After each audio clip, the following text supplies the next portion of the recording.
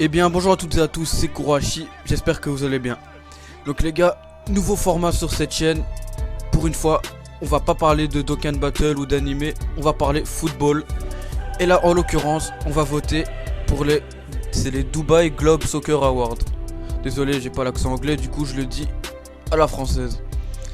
Donc c'est parti, sans plus attendre, on va commencer par le joueur de l'année 2020. Donc on va voir les nominés.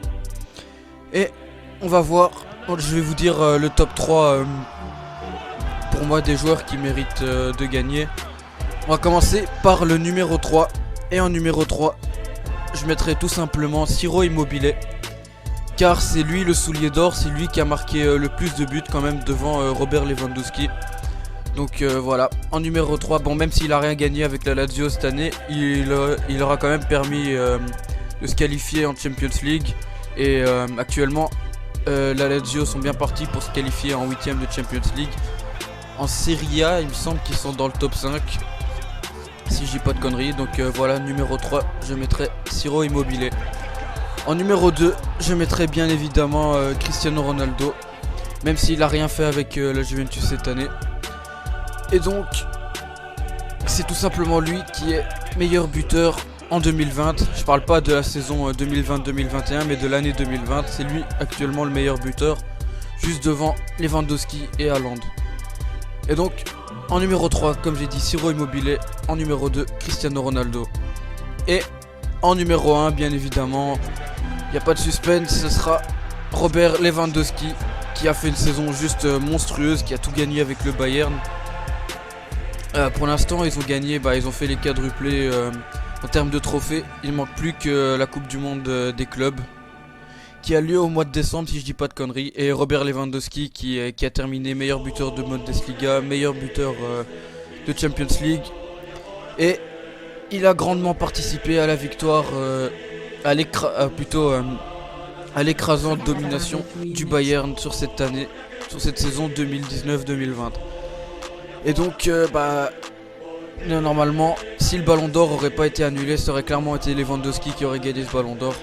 Donc c'est pour ça qu'en numéro 1, je vote Robert Lewandowski.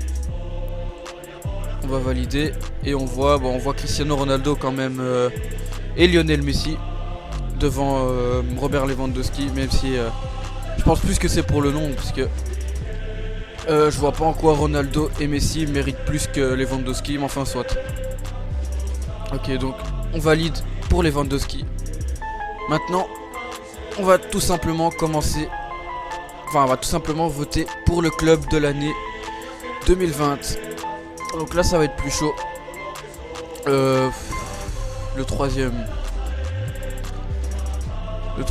c'est chaud. Déjà, les deux premières places, je les ai, mais le numéro 3... moi étant supporter de la Juventus, j'aurais bien mis Juventus en numéro 3, mais je vois pas qu'est-ce qu'ils ont fait cette année. Déjà la Serie A, on n'a pas marché sur la Serie A comme on l'a fait les autres saisons. Bon, il faut dire aussi que il y a eu une très bonne équipe de l'Inter, c'est la Lazio aussi, et l'Atalanta bien évidemment. Sans compter l'AC Milan qui revient cette année et tout, enfin saute. Allez, en numéro 3 on va mettre... j'aime vraiment pas ce club, mais bon. On va mettre en numéro 3 le Paris Saint-Germain, qui a quand même tout gagné en France.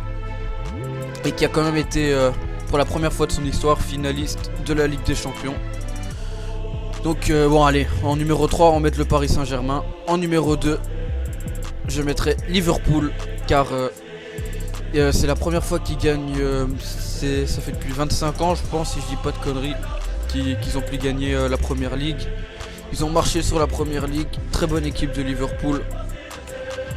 Donc en numéro 2, Liverpool, malgré qu'ils ont eu l'élimination en 8ème de finale contre l'Atlético de Madrid, mais bon voilà, c'est l'Atlético de Madrid, ils ont un jeu défensif. Même si ils avaient gagné à Anfield, il me semble 2-0.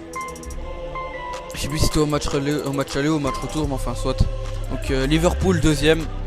Et bien évidemment le Bayern Munich premier, et qui est pour moi club de l'année, parce qu'ils ont tout gagné, tous les titres possibles. Pour eux, manque plus que la Coupe du Monde des clubs, notamment une pluie de buts. C'est l'équipe qui a marqué le plus de buts en 2019-2020, et Aussi actuellement je crois qu'ils en sont à 17 matchs pour plus de 55 buts, 56 buts, un truc dans le genre pour la saison actuelle. Donc ils sont juste monstrueux, cette équipe du Bayern qui d'ailleurs je vois bien remporter une nouvelle fois la Champions League pour la deuxième saison d'affilée. Donc on vote pour le Bayern de Munich en première position et bien évidemment ils sont largement devant les autres équipes. Je vois Liverpool 18, le Juventus 11, le PSG quand même 3ème, c'est quand même assez étonnant. Séville 4% et le Real Madrid. Ok, à part le fait qu'ils ont pris la Liga, je vois pas qu'est-ce qu'ils ont fait cette saison, mais enfin soit. Ok, on valide le Bayern Munich. Alors, on va entamer le coach de l'année. On a quand même du lourd avec Jürgen Klopp. Ah tiens, j'allais dire... je m'attendais à voir Guardiola, mais City n'a pas gagné la première ligue, ils ont fait saison blanche il me semble. Si je dis pas de conneries, je pense pas qu'ils ont gagné une Carabao Cup ou la FA Cup. Non, je pense pas qu'ils ont gagné cette saison. Il me semble que Chelsea a gagné. Donc alors, en numéro 3, je mettrais... En numéro 3, allez, je mettrais Gianpiero Gasperini, qui a réussi à faire vraiment une équipe solide avec pas des grands joueurs par rapport à cette équipe de l'Atalanta qui est vraiment une très bonne équipe. Un peu moins cette saison que l'année passée, mais ils sont toujours très lourds, notamment avec beaucoup de buts. Ils sont surtout maxés sur l'attaque. Et ils ont quand même battu récemment, cette semaine, ils ont quand même battu Liverpool 2-0 à Anfield. Donc bon, tous jouent pas sur un match, même si Liverpool avec beaucoup d'absents, mais enfin soit. En numéro 3, je mettrais Gianpiero Gasperini. En numéro 2, je mettrais Jürgen Klopp. Depuis son arrivée à Liverpool, on va pas se mentir, il a clairement réussi à redorer le blason du club. Ils ont réussi à gagner l'Europa League en 2016 ou en 2015, je sais plus. Et ils ont gagné la saison d'avant, en 2019, la Champions League. Et bon, certes, ils ont été éliminés quand même en 8ème de finale de Ligue des Champions contre l'Atlético. Mais ils ont quand même réussi à prendre la Première Ligue. Ça faisait plus de 25 ans comme j'ai dit, qu'ils n'avaient pas pris cette Première Ligue. Donc avec notamment une très bonne saison. Donc Liverpool, Jürgen Klopp en deuxième. Et bien évidemment, en première position, je vais voter pour Hansi Flick, qui était l'adjoint de Joachim Löw lors de la Coupe du Monde 2014 et peut-être même avant, je sais plus. Et bizarrement, depuis son départ comme adjoint de Löw, l'Allemagne est plus aussi ouf qu'avant. Enfin soit, c'est une autre histoire. Et, le Bayern qui était quand même lors de début de saison 2019-2020 n'était pas à son meilleur niveau avec Niko Kovac. Et dès que Niko Kovac a été licencié et que Hansi Flick a pris sa place, le Bayern est vraiment devenu une machine à but, c'est devenu des monstres clairement. Ils ont toujours été très forts le Bayern, mais là j'ai rarement vu une équipe du Bayern aussi performante, c'est aussi monstrueux, c'est énormément de buts avec notamment Lewandowski, Gnabry, Müller aussi qui marque beaucoup de buts et avec bien évidemment un Neuer monstrueux. Et Hansi Flick qui a réussi quand même à bien redonner des couleurs à cette équipe du Bayern. Donc je vais voter pour Hansi Flick en numéro 1. Voilà, et on voit 40% avec quand même Jürgen Klopp devant Hansi Flick. Ça m'étonne quand même pas mal, mais enfin soit. Tuchel qu'on peut voir dernier. Donc allez, ouais, Hansi Flick. Alors, là voilà. La catégorie qui a fait débat par rapport aux joueurs de la décennie. Donc on peut voir qu'il n'y a que des grands noms. Pirlo, Iniesta, Shevchenko, Robben, Ronaldo, Beckham, Cannavaro. Alors Cannavaro, en tant qu'Italien, on va pas se mentir, Cannavaro c'est quand même un très grand défenseur italien. Mais je ne comprends pas et ça me choque en fait que Cannavaro prend la place de Maldini.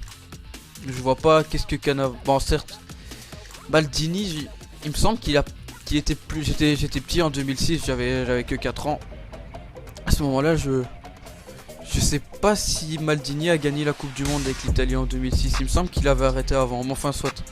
Il n'y a pas que le palmarès qui compte, même si Maldini n'a pas gagné de Coupe du Monde.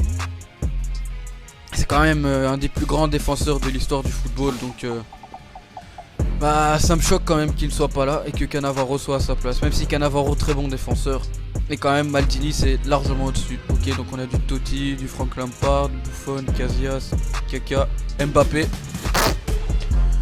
Ouais. Je vois pas en quoi Mbappé fait partie comment dire, quand Mbappé se retrouve dans cette liste.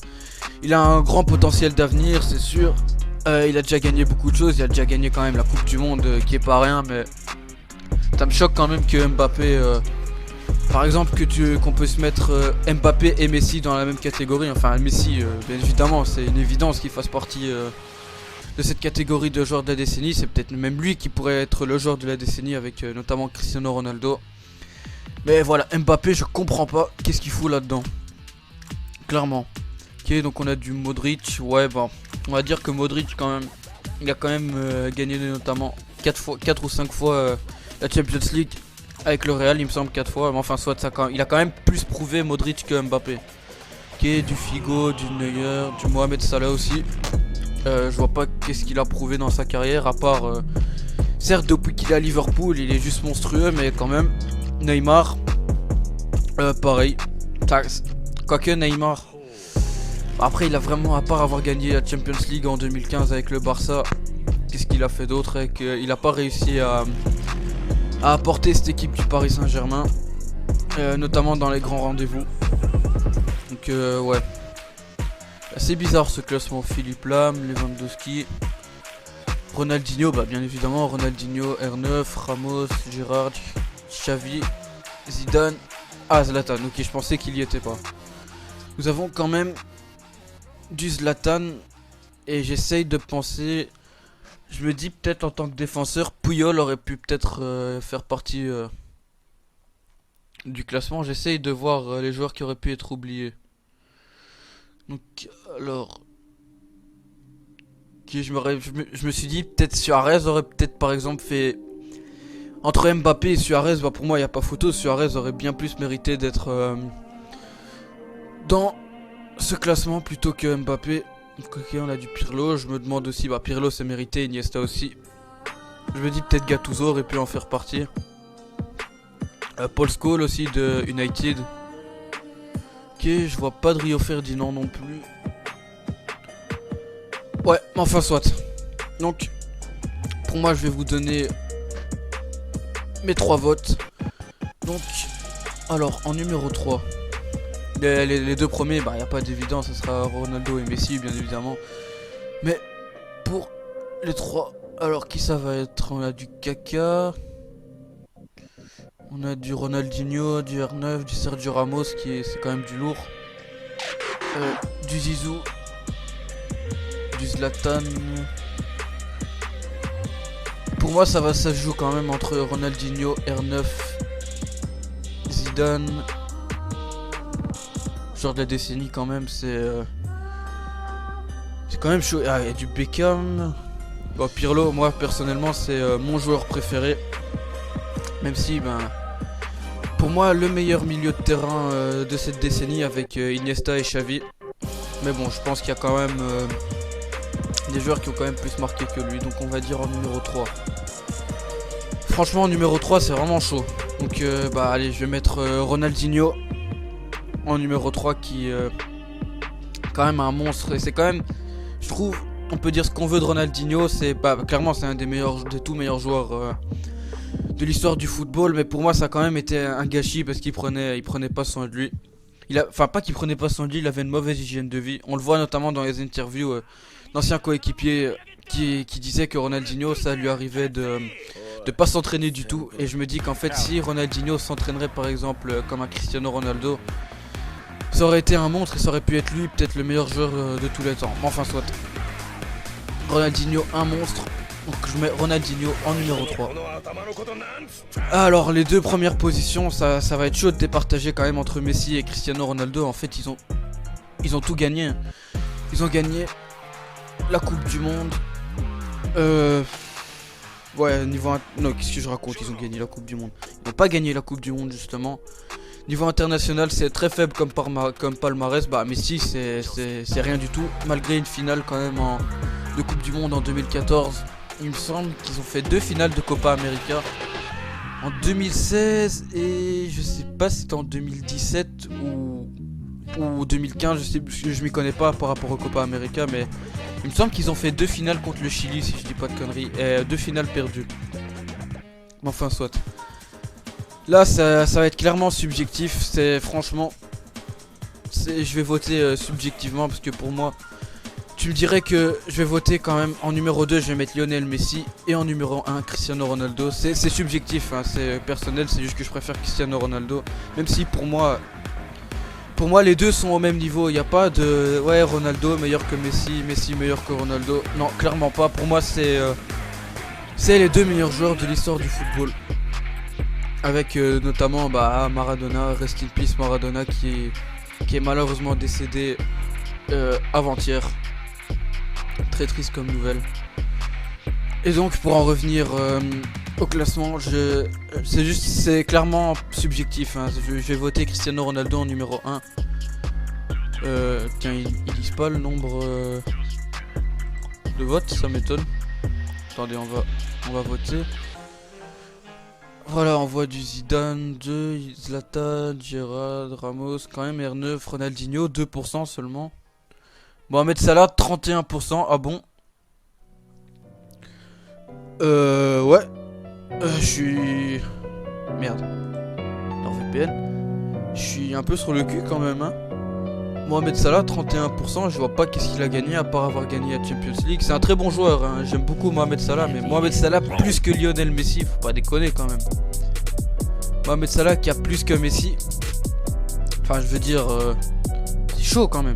Même plus que Modric. Mohamed Salah plus que Beckham, plus que Iniesta, plus que Pirlo, même Shevchenko, un monstre. Ah là c'est Milan. Robben même.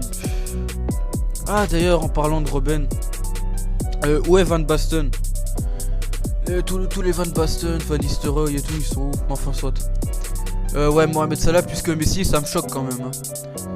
Moi je m'étais attendu que ça soit quand même assez serré entre Ronaldo et Messi. Je m'étais dit peut-être 37% et 31% pour Messi à la place de Salah, mais Mohamed Salah 31%, ah bon. Là du coup pour les fans de Messi, je suis avec vous, RIP. Je pense notamment à Luffy la Cité qui doit être en sueur devant ce classement.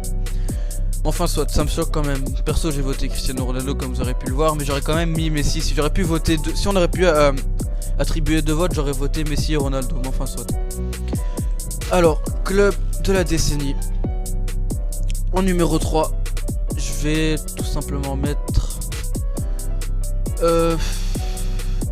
pas le Bayern, pas la Juventus. Je pense que je mettrais Manchester United en numéro 3 qui dans les années 2000-2010 ils étaient quand même monstrueux avec Sir Alex Ferguson comme entraîneur et tous les bons joueurs qu'ils ont eu. Donc ils ont tout gagné Manchester United dans les années 2000, donc 2000-2010. Donc je mettrais United en numéro 3 pardon. En numéro 2 je mettrais le FC Barcelone avec notamment le FC Barcelone de 2010 qui était juste monstrueux, le Barça de Guardiola. Donc en numéro 2 je mets le Barça, c'est quand même il me semble c'est 2 ou 3 Ligues des Champions cette décennie quand même, donc pas mal.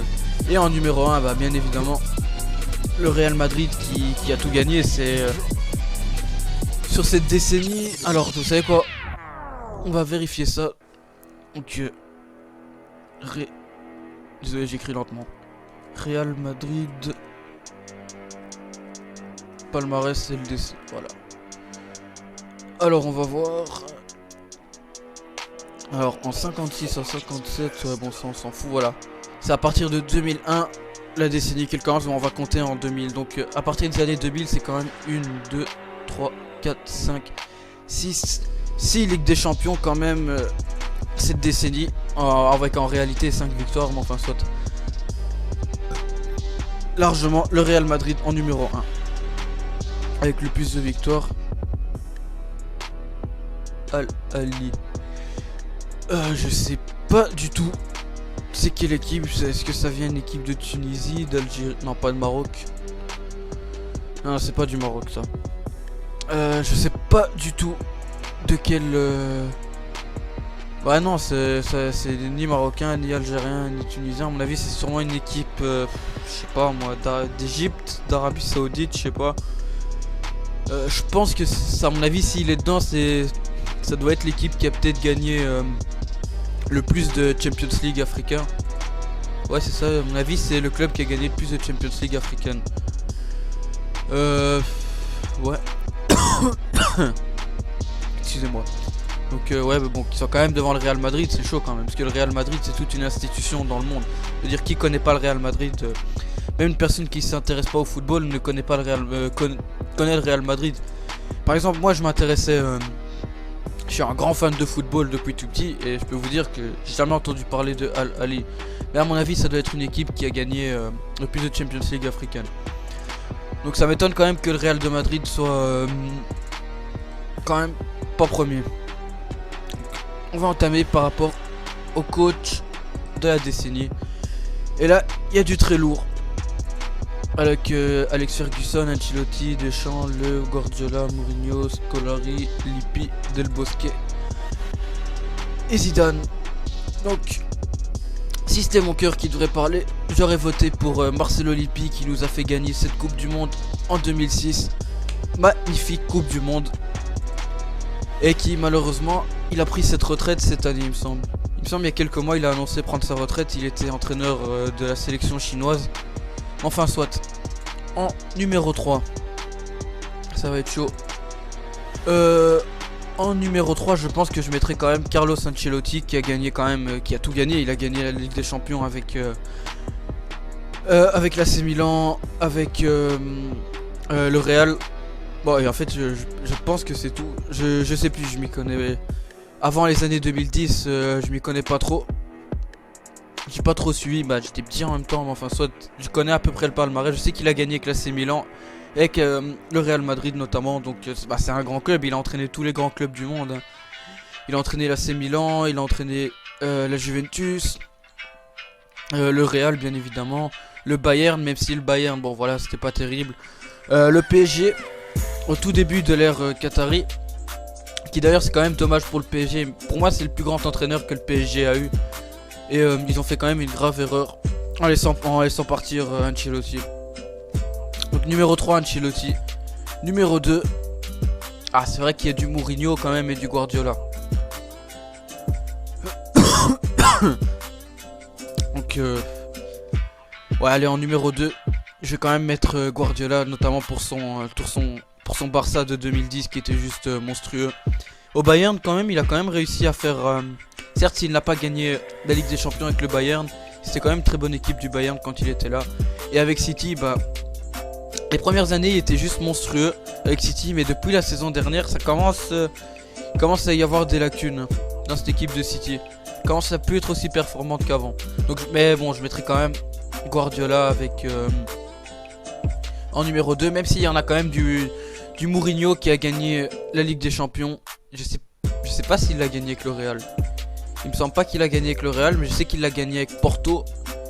C'était en 2004 il me semble, ou en 2005 c'était contre Monaco, je sais plus. En tout cas il a gagné avec Porto, il a gagné avec l'Inter en 2010. Et je sais plus s'il l'a gagné. Bah, il a gagné l'Europa League avec United. Il me semble en 2016, 2017, je sais plus. Il a quand même gagné. Bah, il a quand même eu un bon palmarès. Je pense quand même que Mourinho a eu un meilleur palmarès que Guardiola, mais je mettrai quand même Guardiola en numéro 2. Et en numéro 1. En numéro 1, c'est vrai ça, j'ai fait ça sans... Ah mais je l'ai oublié. Je le voyais plus. En numéro 1, bien évidemment, Sir Alex Ferguson avec Manchester United qui est voilà bah, la meilleure équipe de Manchester United de l'histoire de Manchester bien évidemment. Donc Sir Alex Ferguson bah, il a tout gagné avec Manchester United et il a laissé un héritage incroyable là-bas.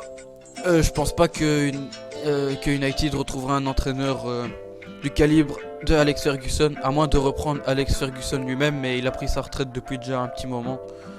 Donc en numéro 1, Sir Alex Ferguson, même s'il y avait du lourd. On peut critiquer Zidane, on peut dire ce qu'on veut Celui actuellement avec le Real, il a quand même réussi à gagner, et ce dès sa première année, la Ligue des Champions avec le Real et 3 Ligues des Champions d'affilée. Il me semble qu'avec Zidane, c'est chaque saison depuis qu'il a été là, ça a été un titre. L'année passée, ça a été la Liga. Bon, l'année d'avant où il y a eu la transition avec Lopetegui et Solari, bon voilà, il est arrivé en fin de saison, donc ça a été chaud de ramener un trophée, mais bon voilà. Il y a bien évidemment Vicente Del Bosque. Même si je ne porte pas l'Espagne dans mon cœur, on peut que reconnaître que c'était quand même un grand Espagne de 2008 à 2012. À 2012, c'est ça, avec la victoire 4-0 en finale contre l'Italie, malheureusement. Mais bon, il n'y a rien à dire, l'Espagne était largement au-dessus. Très bonne équipe d'Espagne, ils ont tout dominé de 2008, même la Coupe du Monde 2010. Personne ne pouvait leur tenir tête, donc Del Bosque est quand même bon entraîneur. Scolari, honnêtement, je sais que c'était le sélectionneur du Brésil en 2014, mais je m'y connais pas trop, donc je vais pas m'avancer sur son palmarès. Je connais pas du tout son palmarès, à part qu'il a entraîné le Brésil. Donc bien évidemment Mourinho, Joachim Löw qui est sélectionneur depuis 2006 il me semble avec l'Espagne, avec l'Allemagne. Mais il a notamment gagné la plus prestigieuse des compétitions, à savoir la Coupe du Monde 2014, avec notamment cette victoire écrasante et historique 7-1 contre le Brésil, chez eux en plus au Brésil. Et Didier Deschamps qui a quand même réussi, c'était un bon entraîneur, j'aimerais bien personnellement le revoir à la Juventus. Enfin soit actuellement il est sélectionneur de l'équipe de France. Et donc le numéro 1 c'est bien évidemment Sir Alex Ferguson, Guardiola, Mourinho seulement 8%, ça m'étonne quand même. Zizou quand même 26. Ok c'est fait.